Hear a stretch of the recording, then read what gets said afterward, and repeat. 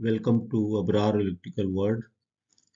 This is the second video about the type of customers with Ontario Hydro One.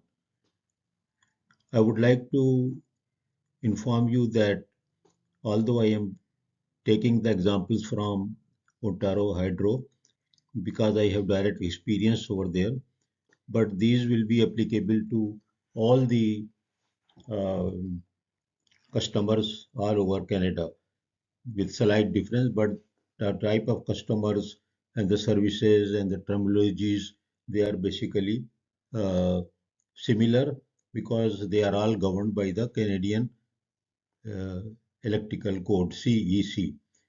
When you are in USA, it is covered by NEC, National Electric Code, and almost both the codes are very close to each other with very slight differences. So mostly the things we are talking about, they will cover both the United States and the Canada, but basically I have taken the examples from Ontario Hydro One, the electric supply company over there. So in the first video, I have discussed the TOU, time of use type of customers, where the rates are divided in 24 hours according to the on-peak, mid-peak, and the off-peak. But here in this one, the tiered one, the case is quite simple. Let's say, now see, this is a Hydro One bill. The page one is almost similar as you have seen in the TOU.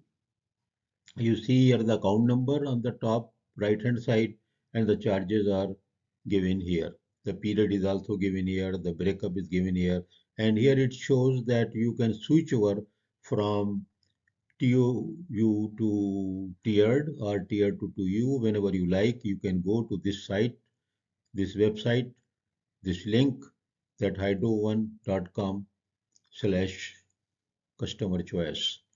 So let's see what is this tiered charge or tiered kind of tariff. We called it tariff as well in some of the countries.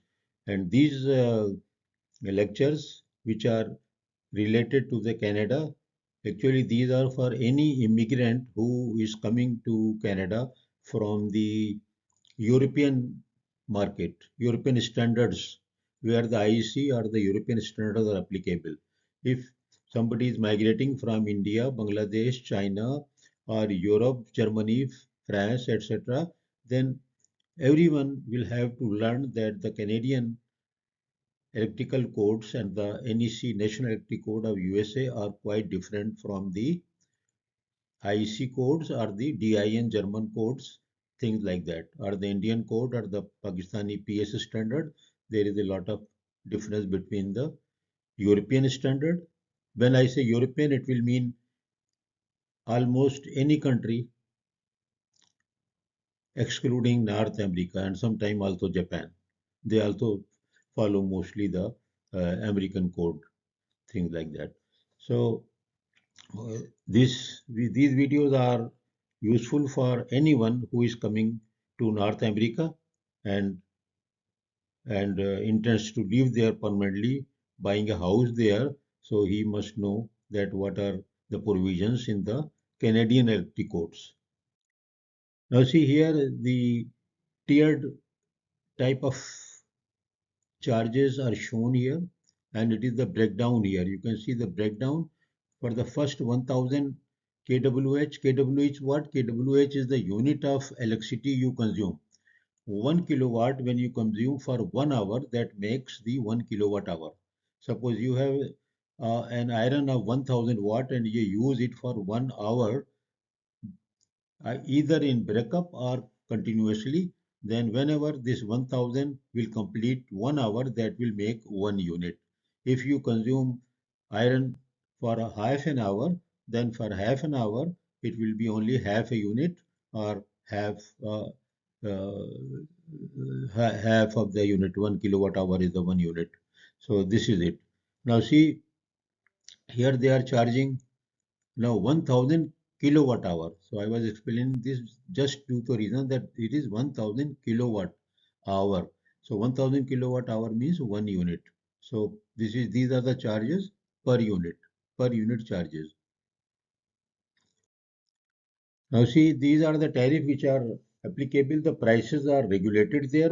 There are the board, energy boards, etc. in Canada, and they decide the energy charges for the periods, winter and summer.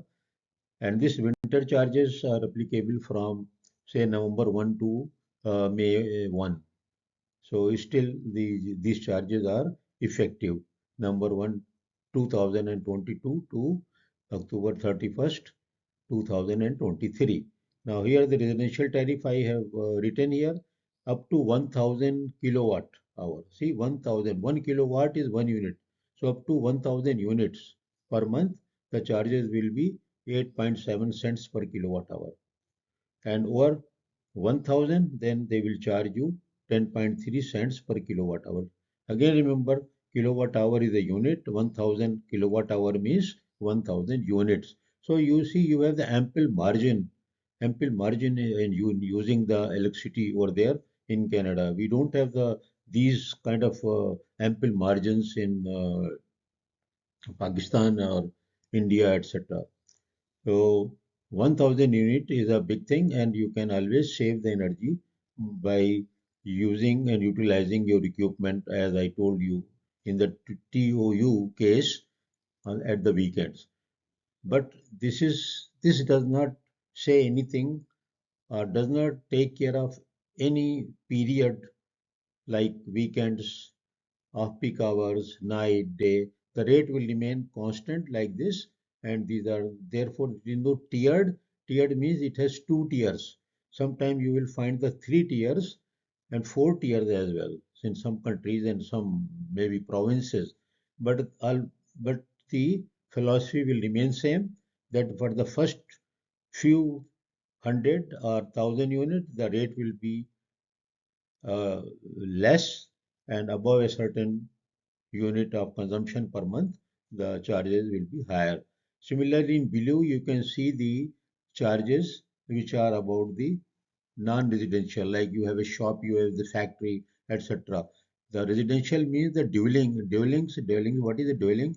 I will make another video on the type of the building by which the electrical companies designate the customers.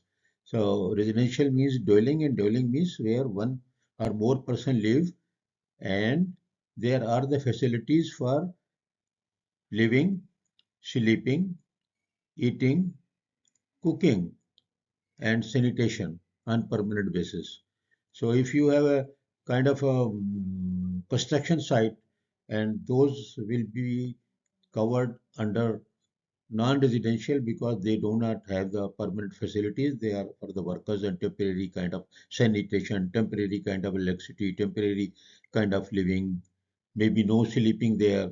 So this way they decide about the dwelling. I am making a separate video for the definition of the dwelling, and then the basic load calculation for your house, for your apartment, for your house, because that is will be essential when expecting a house.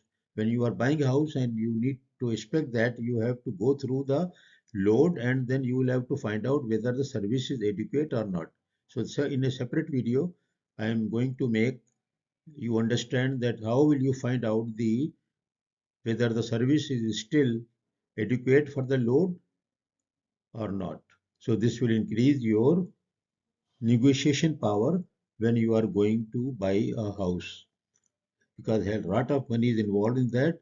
So you will have these rooms to negotiate, and you will have more power to get the price reduced. So for the choice, you can also go to this link if you want, but I will also upload the video for determining which is suitable. I will calculate with certain number of examples. So I hope this video is useful for you, for the people who are living in Canada, whether from anywhere in the world except the USA and Canada. So it is useful for everyone, and useful for the engineers and the electricians as well. So thank you very much. Love. Yes.